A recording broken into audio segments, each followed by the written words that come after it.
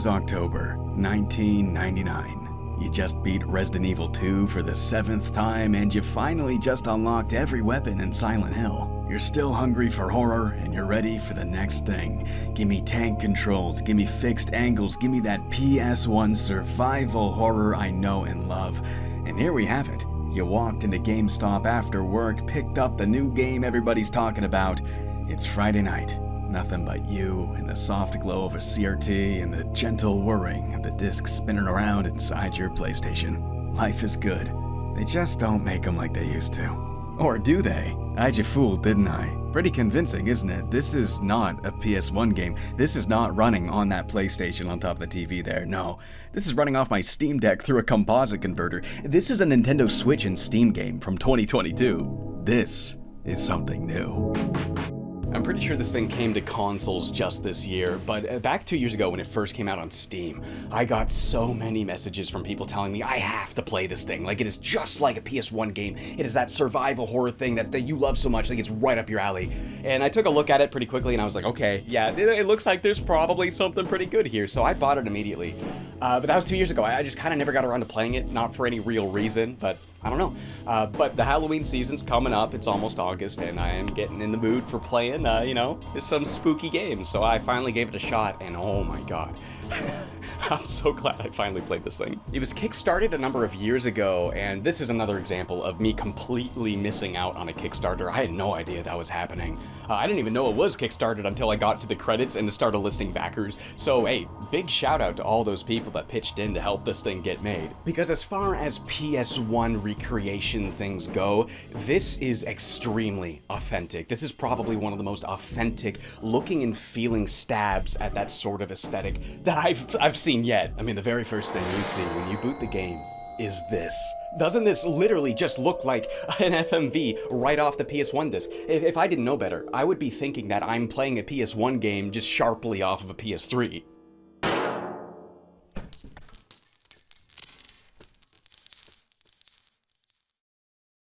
Oh my god, is that not like one of the coolest transitions to a title screen you've ever seen? And like the title screen itself too, really looks like a PS1 title screen, even down to the font they use for all of the options. This game was mostly made by a solo dev named Casper Crows. He did have some help from a couple of other programmers, and a big part was his wife helping to make the music and also to voice the main character as well. Really cool seeing like a married couple who are both very passionate about horror games kind of come together and make something genuinely really cool together. That's just like really sweet. So hey, let's start a new game and get into it already. The story follows a woman named Alisa. She's an elite royal agent for the French military, and she's on a mission to track down a thief and recover some stolen blueprints. These orders come directly from the Emperor himself, so you know it's of utmost importance. So, based on the cover, I thought this was like a horror version of Alice in Wonderland, but this has nothing to do with that at all. Maybe I just still have Alice Madness Returns on my brain, but this is not that at all. I mean, maybe you could argue it thematically in the sense that like, oh, you go off to this other weird world, but you could argue that about like a lot of other things too, so whatever. Yeah, it's not really an Alice in Wonderland thing at all. She wears a dress that looks like it at one point, but that's really the only thing here. Anyway, we're taking the train out to the middle of nowhere. We're looking for this village deep in the woods that we're going to go to search for clues. So you come off to the station and we try this door here. Oh my god. Things are already rusty, doors are already locked. This is how you know this game's gonna be good. We're knocking on doors, we're trying to investigate, not really getting a lot of answers. People don't really seem to be home, which is weird because it's like, where else would they go? There's not really a lot out here. Kind of reminds me of the intro to Resident Evil 4 a little bit, but the execution is very different. Things don't go weird and wrong right away. You're like actually talking to people and interviewing them and trying to figure out where this guy ran off to. Have you seen a person like this? Ah, yes. Very kind fella. He stayed here for a cup of tea and headed for the forest behind my house not so long ago. Well, I guess we'll go over the controls real quick, and yeah, this thing plays exactly like an old Resident Evil game. You got the tank controls, you got your quick turnaround button, and yeah, you'll hold down a button to aim your weapon, and then you'll aim up and down, left and right. But while in Resident Evil, you normally have 3 predetermined heights you can aim at: low, medium, and high. In Alisa, you can have full control. You can really aim at anything you want in this one. Which of course does make it a little bit more challenging, the combat here, but we'll get into that later. Also, not like Silent Hill, no strafe buttons, which I prefer tank controls with strafe buttons, but it's not a deal killer. Now, if you despise tank controls like most people, don't worry, you can just tick them off. There's an option for normal controls. I don't like these because it creates problems, like when you're going between angles and you're jamming the stick all around. I know a lot of people don't mind that. I do. I prefer the tank controls, and I also find tank controls just a more interesting way to like maneuver yourself and do combat. I just find that more interesting because so many games you just push the stick, hit the button, and you just do the thing. I like having these like three deliberate extra steps to like the actions you're doing, and then it just feels like this dance of inputs. I don't expect everybody to be into that, so if you're not, you can just use normal controls. It is so hot in here, and the sweat is making my hair look like crap. My hair's just gonna look like crap this video, that's fine. Oh, I had an interesting thought about, like, why I think I respond so well to tank controls, because I never played tank control games as a kid. I didn't until I was a teenager. But I did play with RC cars a lot as a child, and I think thinking about something you're controlling in like third person from the perspective of it when it comes to steering, thinking about that so much as a kid, I think is the reason why these things come so naturally to me. I'ma defend tank controls till I die, but I will always understand why people don't like them, so I do appreciate the option. But anyway, so you interview those people, you find the perpetrator's last known location, you go off into the woods, and then things go wrong very quickly. You start seeing monsters, and it's like, oh no, we are now in survival horror territory. After blacking out, we wake up in this very strange dollhouse. We're kind of dressed up as a doll. What the shit is going on? We gotta get out of here. Everything is nonsensical. Everything's foreboding and strange. It's like this big, weird, like whimsical circus house. It's like, it's really silly, but it's like, there's something kind of eerie to it. Once you're here, you are now neck deep in classic survival horror. You're looking through each room. Most places are locked away, but you will be finding lots of items and ways to solve very basic puzzles to whittle your way through the mansion and make progress in any way you can. The puzzles aren't really the most interesting or complex. They're incredibly basic. It's a lot of just, hey, here's item X, match it to door X or thing X. You're really just kind of matching the pictures. Sometimes you will be like, okay, does this go here? And there are a couple of puzzles that are a little tricky. There's this one where you have to like get in an elevator and ride it up, then unlock a door and then go down and ride the elevator. It's like that Bloodborne elevator where you bring it up and then there's a secret one that you go back down. That one kind of stumped me a little bit, but other than that, puzzles are pretty much just kind of matching things to what they're obviously going to be matched to. Much of this is in the shape of various keys, and this is actually really cool. I love that you get this key ring, and it's not like the key vanishes after you use it. A lot of times you'll have to use a key on multiple things. Again, I sense a lot of inspiration from Resident Evil 2, but the way they make it its own thing through this key ring visual, you gradually add more and more keys to that ring, and when you go to a door, yeah, it may be obvious, like, okay, the Apple key goes to the Apple door. But it's still really cool, that little moment where you open your inventory, scroll through the keys, and then you pick the right one. I don't know, it's just kind of like a little moment, and it looks so cool visually too that it's just really fun. I also appreciate a horror game that makes it so the items aren't used automatically, because it just feels like it's doing itself. If you pick up a key, then you walk to a door and you just click on the door and it goes, you use the key. But when you have to think to like open the menu and pick it yourself, even if it is obvious, it still feels like I actually did it, so I do like that. And they really sell it here, like they go the full mile with the modeling and animation. It reminds me a lot of Echo Knight 2. That had probably some of the coolest like 3D modeled PS1 looking item stuff. You're gonna get very similar vibes from this game when you're scrolling through your items. So again, even if the puzzles aren't that challenging, it's so visually interesting and engaging that you don't really mind that much. Now as you explore this surreal, creepy, and strange dollhouse, you will start to find enemies aplenty, and this is where you get into the combat. So from your inventory, you can hold up to 2 weapons at a time, and this can be any combination of ranged or melee.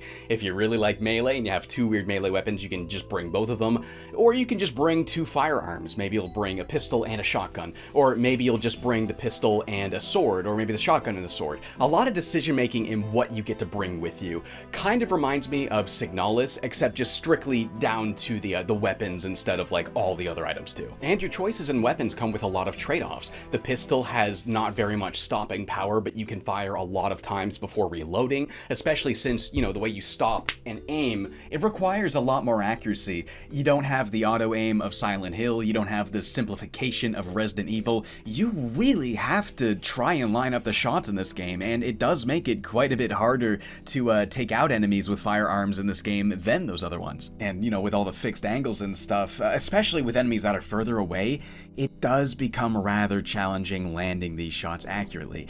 However, it's not impossible. It's difficult, but you can get good at it. The more I played, the more I found it just coming naturally to me. Also, another thing you'll have to consider when selecting your weapons is the reload times. The blunderbuss, for example, can only fire one bullet before reloading, and you have to reload in real time. You can't reload in the menu. You gotta wait for that animation, and during which you're completely vulnerable. So while that one bullet may feel stronger, it might be obvious, yeah, let's bring it to the bigger guy with more health.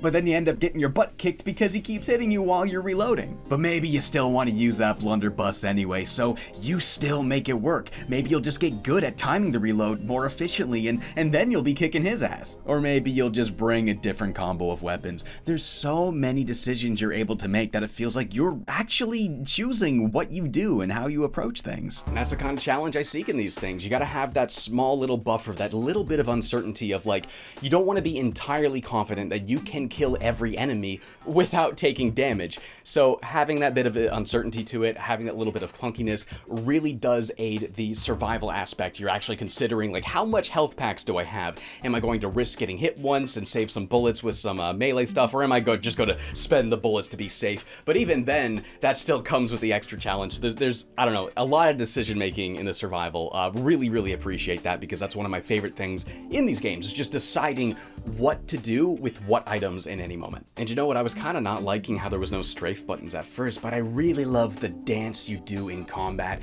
the way you're popping off shots, you do the quick turnaround, run away, try to steer around long enough to get a reload in, or maybe depending on the situation you can't, you're just going to switch to the melee weapon after getting a couple of shots in, because there's no time to reload, so it's like, okay, I'm going to just try and hit him with this now. I don't know, it's like that perfect degree of clunk and just pulling things back, the player's ability. You can't just slaughter through everything. You will have to be patient, you will have to be careful, and that really adds to the experience a lot, in my opinion. Now, there is one enemy type you cannot fight. You will just have to run from this one. It's the classic Mr. X chaser type of enemy. It's this giant doll wearing this black dress, and she very eerily floats towards you. You'll have to deal with this for maybe half of the game. It's like somewhere in the middle, you're just kind of running away from this thing. It doesn't last the whole game. But like, I noticed this really funny thing, is that you know if it's in the room the moment you spawn in, because the music will be different. And if you notice the music's different, you just know to leave the room, come back in, just to despawn it. Oh my god, what was it? Tormented Souls had the exact same problem. They introduced this chaser, but you walk in the room, you hear the chaser music, so you just leave, come back, just to delete the chaser. It completely makes it negligible. Though while I thought that at first, I started to appreciate the way they did it here. It doesn't really have the exact same problem, because it's a lot more subtle, because instead of a loud, like clear as day, this is the chaser music track playing, instead they just make the music not play, and you might not even notice that. You're looking for something that's harder to notice, and also, certain rooms don't have music anyway, and those rooms the chaser can spawn into, so sometimes you walk into a room and it's like, you're just blasted with uncertainty.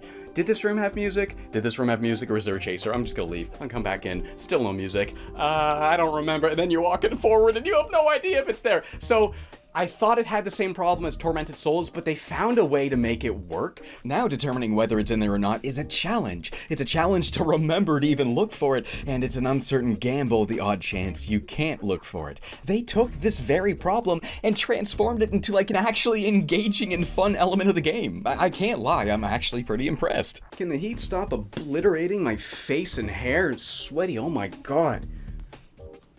It's gotta be like the worst I've looked at a video in a while. oh well, maybe it's funny. And there's a whole lot of enemy types here. That's one thing. I was really blown away by this game. I really wasn't expecting this game to have this many different types of enemies. It felt like every area I went to, there was completely new types of guys that worked differently. I had to learn what their moves were like. And they also do that thing when you return to areas you've been to already, they repopulate the area with enemies again, and they keep throwing new ones at you. Like by the 4th time you're coming back to the main hall, the enemies are just way harder and way different than what they were at the beginning. There are all these weird like circus animatronic characters, these weird dolls and puppets. One enemy that I thought was really funny is this like ridiculous clown guy, and you hear him like squeaking when he's running towards you. So the moment you come in the room, you hear squeaking. It's like, oh my god, it's that clown. And these guys are aggressive. They're gonna come right at you and hit you with a hammer. So they're like a little challenging and a little intimidating. It's like coming right at you, but it's so stupid and silly. It's just like, look at this. It's like, it's ridiculous. Sometimes it's like these big creepy heads just with legs. Sometimes it's these things that have no legs and they're crawling at you. I guess they're sort of like dogs. A lot of horror games have dogs. These are like a less annoying version of the dog, so shout out to Casper Crows for finding out how to make dogs not annoying. They're still pretty tough. You like, especially when there's one of these in the same room as another enemy, you're gonna have to like quickly like stop, aim down, dispatch it before like the other thing comes at you. It is quite challenging. The basic doll enemies are just straight up Goombas though. You're not gonna get hurt by these things. They stun so easy. It's basically free money when you see these ones. Oh, I love like, I don't know if they're like toy soldiers. When I first saw one of these and he just shot me with a gun, I was like, whoa, that caught me off guard. Oh no. So these guys, you gotta like sprint towards them while they're reloading and then just start beating the crap out of them. Like the enemy variety is so good because not only is it like tied to what this universe is, it's this weird, creepy, like circus place with all these weird, like robot characters. It really runs with that fun idea to its fullest extent, but they're so good at making the enemy behavior totally different. And when there's so many, you're constantly remixing your strategies.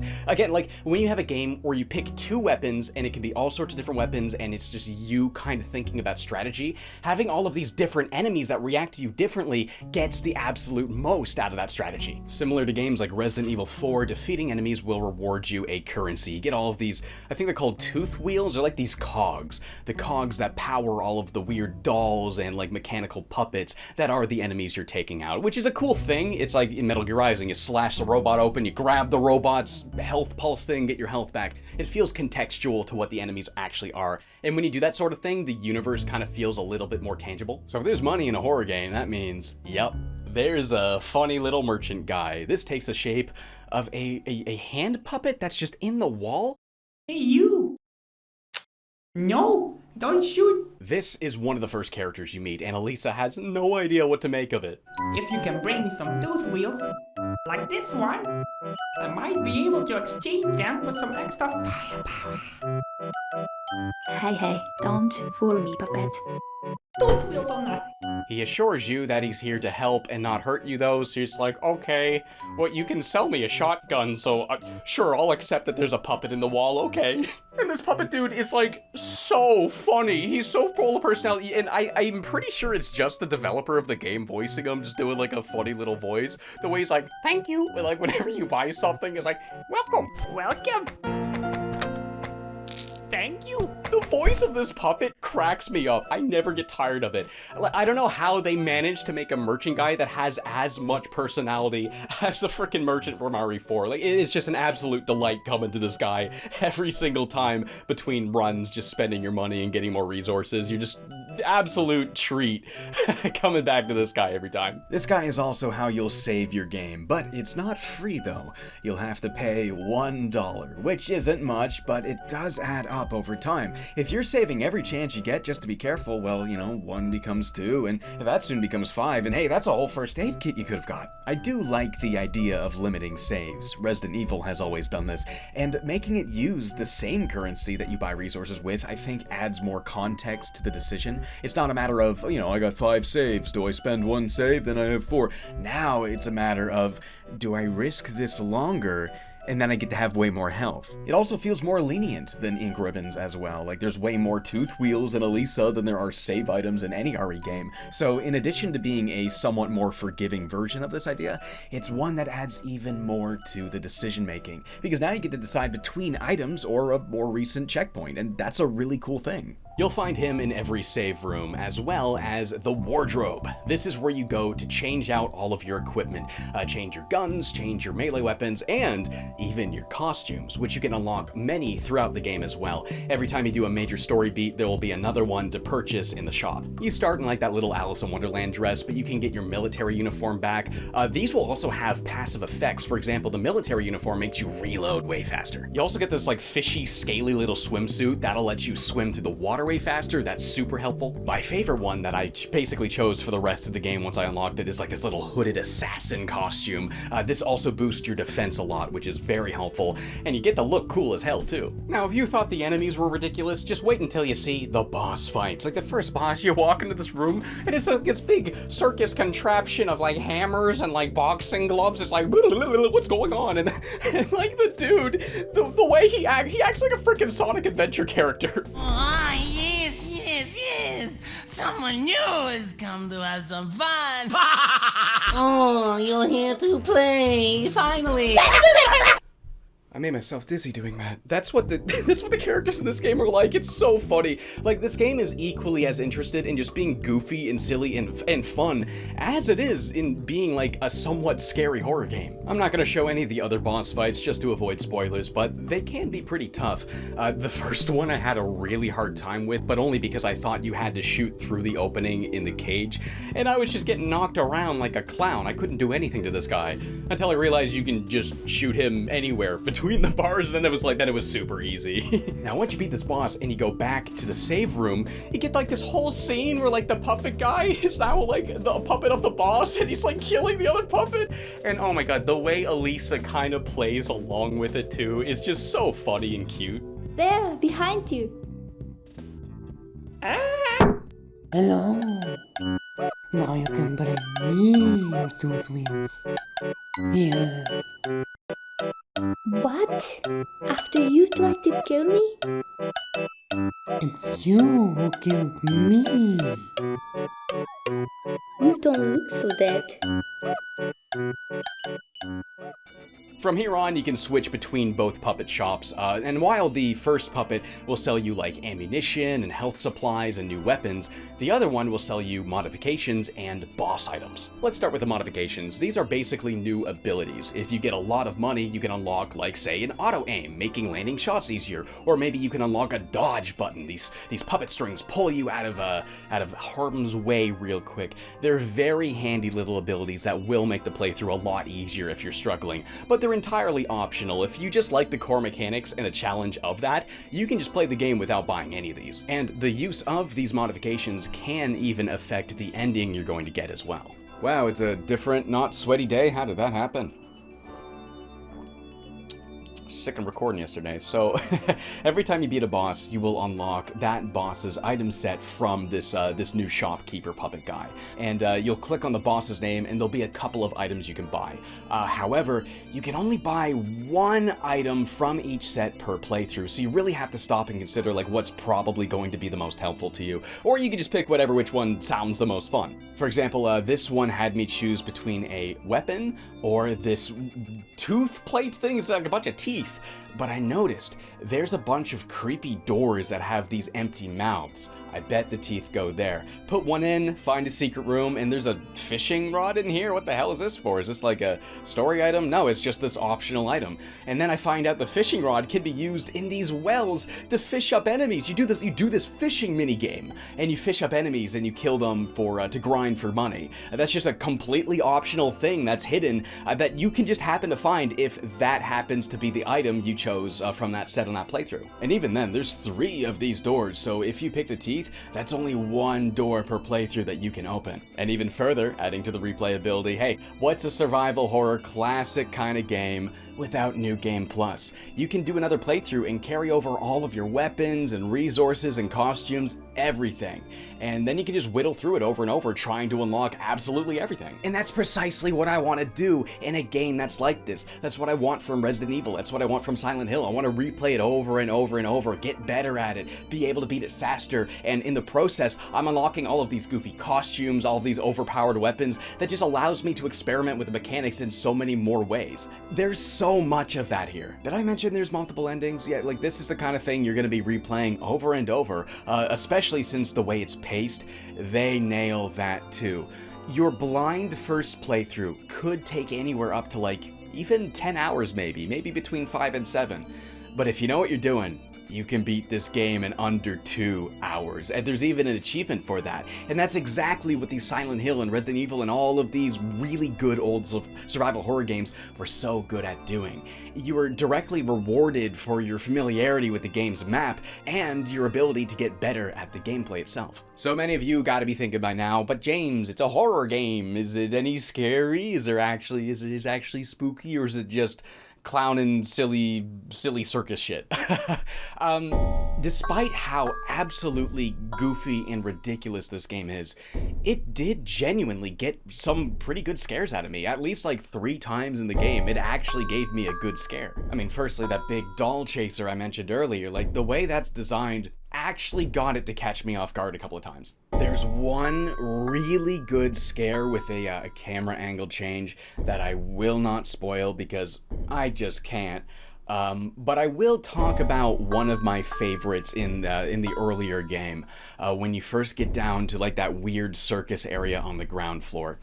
There's a long hallway, and the camera's way up here, and then you see this giant monkey creature with these big symbols, and this is your first real tough enemy, and he's blocking the way. It's a narrow hallway, you can't really run around him, so you try to attack him. I kept dying over and over, and I'm thinking, okay, I gotta lure this guy out and run in there. And when you're running away from this guy, frantically trying to get to the door on the other end, it cuts to this. And it's so brilliant because you're actively running away from something that's already stressful, and you gotta run to the thing that's just looking like this to get away from it. So it's just like, boom. It's just all of this like ridiculous panic and like, oh, what do I do? Do I keep going to that thing? Do I not? Do I go back to that thing? Was that gonna kill me? Blah, blah, blah. There's just so much happening in just 1 second that it actually scared the crap out of me. But you know, it's also such a goofy, stupid clown door that like you end up laughing after. You scream and then you laugh.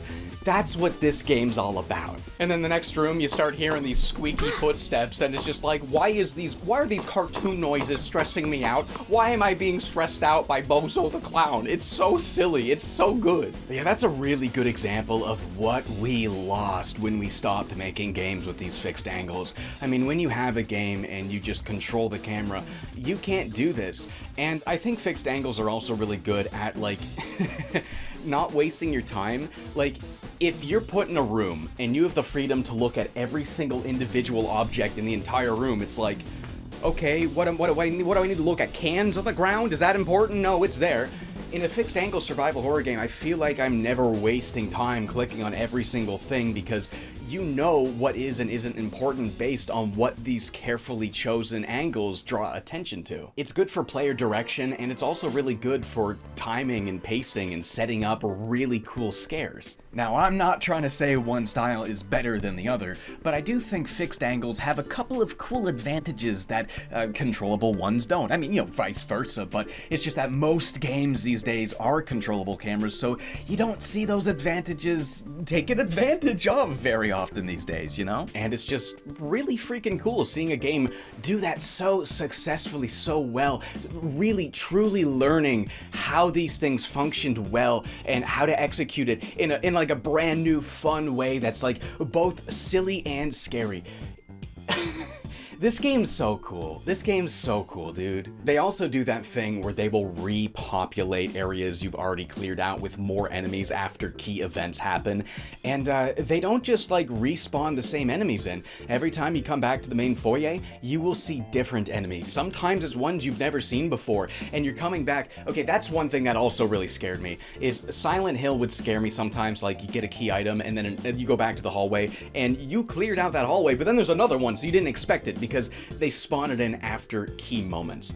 So I kind of know to look for that because a lot of games do that. I go in, I get the bottle of acid, I'm like, okay, when I walk out, what's gonna be there? You know, I kind of know to look for that. But the fact that they spawned in enemies that I've never seen before that could shoot me across the room with a gun, that spooked me. That made me yell. I was like, oh, what is that thing? Oh, it's like a toy soldier. But it was the fact that it was just new, completely unfamiliar in the familiar zone. That's what really got me. Even if it was not even really a scary enemy, you know, it was startling. But again, it's a fun startle. It's not like a scream in your face, stress you out startle. That's another thing I should say is while like camera angle changes can show you suddenly something that might be visually like alarming or creepy or like might startle you, there's never a loud sound with it. This game will never scream at you. They never jump scare you with a loud noise. So don't worry about that sort of thing if you hate jump scares. I still really can't believe just how accurately they absolutely nail the PS1 look and feel here. Like the pre-rendered backgrounds, they look straight out of the 90s, the way the reflections have that early CG look to it, the baked-in lighting that doesn't really affect your character because it's not in real time. On top of being able to be unsettling looking sometimes, it's also just delightfully retro. There's something really cozy about it as well that also just made me glued to it. And I love how so much of like the weird and unsettling imagery in this game, it doesn't really feel all the time like they're trying so hard to make something scary looking. Like it's not this big face with stretched out, exaggerated, alarming expressions and features, big eyes, sunken eyes. You know what I'm talking about when they just really try to exaggerate everything. It feels a lot subtler than that. It'll just be like more like a strange marble statue of some alien looking face with this expression you can't really understand what emotion it is, and again with the soft, unrealistic, even uncanny looking lighting to it, and the way the game is so quiet around it and you just walk by.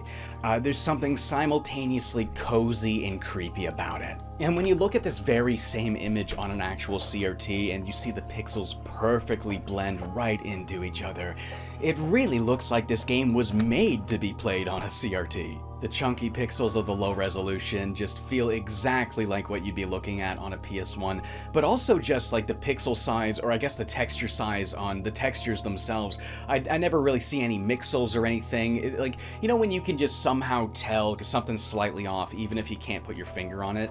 Never felt like that when I'm like walking by any of the pre-rendered backgrounds or any of the textures on any of the real-time models. All of it somehow just, my brain was just like, yeah, this is a PS1 game. Though I'm not entirely sure if like the game's effects could look like that on a PS1. You know, stuff like fire, smoke, splashing in water. The way like the sprites look so big and mode 7 and rotatey, but it looks still kind of sharp. I'm not sure if that would quite look like that. That's the only thing I can really pick out though. Everything else feels exactly like you're playing a PS1 game. Now, before you buy this game for yourself, I do have to at least warn you that it's not exactly a game that's for everybody. It's challenging in that classic way where you will have to adapt to controls that are less traditional by modern standards, like what we call jank and clunk, whether you agree with calling it that or not. That is the sort of thing you will have to develop muscle memory around. You will have to get good at maneuvering around enemies in a way that is very different from modern games, and I could see not everybody really being able to adjust to that super well. It feels like this game was made for the people that already like that kind of thing. This game feels like it was made for people that have already beaten Resident Evil 2 and Silent Hill a bunch of times, even maybe on the harder difficulties, because this is not an easy game. I found this really challenging, especially in the beginning, in a way that I really loved. I wasn't frustrated that I kept dying over and over because I was having a lot of fun rethinking my survival strategies, how much money to spend on ammo or health packs this time, what weapons to bring this time, maybe even luring an enemy out instead of trying to fight them, or maybe trying to dispatch certain enemies in the room without other ones this time. There's so many different things you can do each attempt. It's just so in tune with that decision making that I seek from these games. So for me and for other people that like that, you're going to absolutely love it. But if you're more of like, I don't know, just like a budding horror fan, you've only played a handful of it, you're more like getting into the genre right now, I would not recommend this as one of your first horror games. This is for more experienced people. This certainly shouldn't be your first fixed angle horror game at all. But, you know, I think that's okay. I think it is important for certain games not to be for everybody, because when you focus on the core audience and pushing what they want from it, then you make something that's more for the people it is for. And, you know, also, there's a lot of horror indie stuff coming out this year that I think is more for everybody. I mean, Crow Country just came out. That's a horror game that is for everybody. And Fear the Spotlight comes out this October. That's like one of the best horror games to be your first horror game. Keep an eye out on that when that's coming out. So Alisa coming out between these two on consoles, I think it gets a pass, you know? There's just so many other options that one of the options being something that isn't for everybody, I think that is important to happen, so I'm really glad they made it like that. Though at the same time, I don't want to discourage people. I don't want you to feel intimidated by this thing and go, oh, maybe I'm not gonna try that.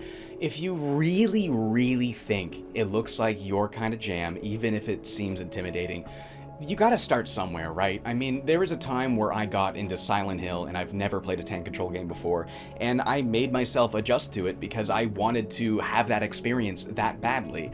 You're not incapable, you can learn. You just gotta be patient with your muscle memory. And, you know, I guess there are a couple of things that do make it easier to get into for people like that. You know, the control options, you don't actually have to use the tank controls, and you can also just start with the auto aim. The game asks you if you want that crutch from the beginning, so if you don't want to deal with the manual aiming, at least for like the beginning, you can just start with auto aim. And even on top of that, buying a lot of the abilities through the game as you get more money, it will get a lot easier as you're able to more stock yourself up with healthful supplies and stuff. Maybe you're barely inching through this thing, but you made sure to get the fishing rods so you can just grind for cash, and in grinding for cash, you had to then learn the muscle memory of dispatching these enemies without wasting your health getting money, because then you're just spending it back on health resources, which, by the way, there's only so much resources you can buy from the shop. He will run out, though it's not like so little that you're going to really have to worry about that, but it's just to make it not like absolutely infinite. I guess what I'm trying to say is just go into it knowing it's going to be a hard thing. Try to be patient with it. Know you have to remix your strategies every time you throw yourself at a situation again. Just go into it knowing it's that kind of thing is all. Maybe it could be even easier if they added difficulty options. I mean, that's common in survival horror games, nothing wrong with that. I don't really think that fundamentally alters the experience in a way it would with something like a Souls game. So yeah, there's only one difficulty and it's quite hard. Maybe they could add a easier mode. I don't know. It's up to the guy. Whatever he wants his game to be, right? I'm not gonna tell him what to do with that. Difficulty's so subjective, right? And again, not every game has to be for every person, so As for criticisms, I do have a couple of them, nothing like huge, just a couple of small things, but firstly, I think the backtracking could be a little bit more streamlined. Like, there's been times, well, mostly to the ground floor where all that circus nonsense is happening. There was so many times where I realized, oh, I missed an item there because when I died, I forgot to pick it back up, or, oh, I gotta go all the way back there for this or for that, maybe I missed something, or maybe you're just at the part later in the game where you do just have to go back there again. But going back there, it feels like it takes forever, especially when there's no save point down there at the beginning. You have to get to a certain point. So like if you're dying over and over, reloading the save back up, you gotta go all the way back through the dungeon, through the swinging pendulums over and over. And I don't know, I feel like there should be maybe like a shortcut elevator just to make that a little bit faster. But the other thing that really makes the backtracking feel annoying is how slow Alisa goes up and down stairs. And maybe you just notice it because the game takes control away from you when you do it. You go up the stairs, you just press the action button and you watch her go down, and you're not touching the controls until she's down, and then you push the buttons for 2 seconds and click on another staircase and she go down all the way that one. It's mostly a problem when you're going all the way up and down this staircase when you're exploring the mansion around halfway through the game. That walking speed should be doubled, maybe tripled. Maybe give her like a more shuffling, going a little faster animation or something. I feel like, again, it's a small thing, but once you're past the halfway mark, you do start to notice it. And the only other thing I can really think about was not even something I experienced, but something I read in those Xbox reviews. Apparently the console version of this doesn't have D-pad support. Like, you can't move the character with the D-pad. You can only move her with the stick, which, that's weird, because I find tank controls a lot more comfortable with the D-pad. Maybe sometimes my thumb does start to hurt, especially like PS2 and PS3 D-pads are a little, you gotta really push on them. And I'll switch to the stick sometimes just to let my thumb rest, but for the most part, I do find that I'm able to make my inputs more accurate and I'm able to play the game better with the D-pad. And, I played it on PC, so I was just able to map that all to the D-pad, so that wasn't a problem for me. But I feel like most people are probably going to be playing this on, like, Switch, right? And I feel like that should be an option. And, that's all I can really think of. Those are really the only things I noticed. The difficulty stuff, I think, is more subjective. That might be just what this guy wants this game to be, and that's perfectly fine. But those other little things, I think you would notice a meaningful difference in the pacing if those things were just tweaked a little bit. But it's nothing that's a deal breaker or anything like that. Oh, one more thing. No, yeah, this game is actually pretty annoying to get going on Steam Deck because of the controls. It's by default all mapped to the keys on PC, which is normal if you have a keyboard in front of you, but if you're just playing on the Steam Deck, you just have the controls. So you have to remap all the controls to make all the buttons, all the keys, just to be able to move the menus, and then you have to go into the control options and change each thing back and then map the buttons back, and it took me way too long to map my controls for this game. Most games on Steam don't have this problem at all. I feel like they should make, like, the game somehow detect that a controller's plugged in the moment the game boots, so you can just move them in. I don't know. And, they do warn you about it. It does say limited support on Steam Deck, so it's not like they don't warn you. It's not like, you don't go in knowing that. But, it would be nice if they fix that. I'm not saying this is something they have to, because, Steam Deck stuff always just comes with the inevitable tinkering. And that's fine sometimes, but this was particularly annoying, so it would be nice if they smooth that out for Steam Deck users. Especially since, like, if you're playing on Steam Deck, that's the way that's easiest to get this thing running on a CRT, and that's the easiest way to, like, just plug in any old controller. I mean, like, get yourself one of these, the PlayStation 2, PlayStation 1 controller converter to USB, and you can use this on PC too. Sorry I keep bringing up that I have a Steam Deck. I'm starting to get comments saying, we get it, you have a Steam Deck. But it's a really good piece of hardware that has opened so many options and has increased my patience for, like, all the cool PC stuff you can do that I just never bothered with before. And now that I'm not ignoring it, I'm realizing how much you can do with it. I just want to let people know that you can do these cool things is all. So sorry if I'm repeating myself over and over with that shit, but I just think it's real cool and real neat. So if you want the most authentic experience, just plug it on Steam Deck, use a little screen stretch option so you can combat the way composite converters squish the image inwards, and bada boom, you have the most authentic version of this game you can play. I do also like playing this game with a PS3 controller because this is how I played a lot of PS1 games for the first time. Like, I didn't grow up with a PS1, I got a PS3 in high school when I was like 15. That was my first Sony console, and that was great because that's back when you could go on the PlayStation digital storefront and you could download PS1 games for like $5 each. Some of them were $10, but it's like, I'm playing Metal Gear, Final Fantasy VII, the PS1 versions of Gex and Crash and Spyro and Silent Hill, Resident Evil. I'm playing all that for the first time. Nice, clean and crisp on an HD TV, and I did it with this. So hey, if you can connect your PS3 controller to your PC, or just do it on Steam, like, these things just work on Steam Deck, which is nuts. That is also a really great way to play this too. It feels like you're playing a PS1 game right off the PS3. And the older I get, the more I do love the PS3 controller, because it's really just the PS1 and PS2 controller, but wireless and slightly better feeling. I like these controllers for older games the older I get. I wouldn't really want to play like a new feeling game with this, but when you're playing a game that's made to be like a PS1 game, this is a good way to go. And I think that's pretty much all my bullet points that I wrote down. I think I said everything I wanted to about this. Yeah, it's a really fantastic game if you're the right kind of person, and you get a lot out of it too. Like, it's really rewarding replaying through this game over and over. And again, you got multiple endings and tons of weapons and goofy costumes to unlock.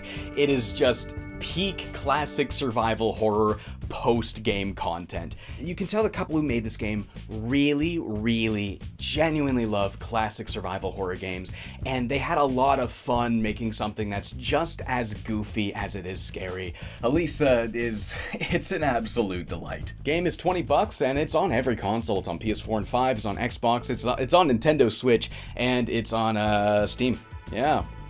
I'd say play it on whatever you like. I don't imagine this game would struggle to run on Switch. I've looked up gameplay of the Switch version, looks exactly the same as every other version. It's that kind of game where you really don't have to worry about the Switch port, which is great because I hate making a video and then I have to be like, hey, 25% of my audience, sorry.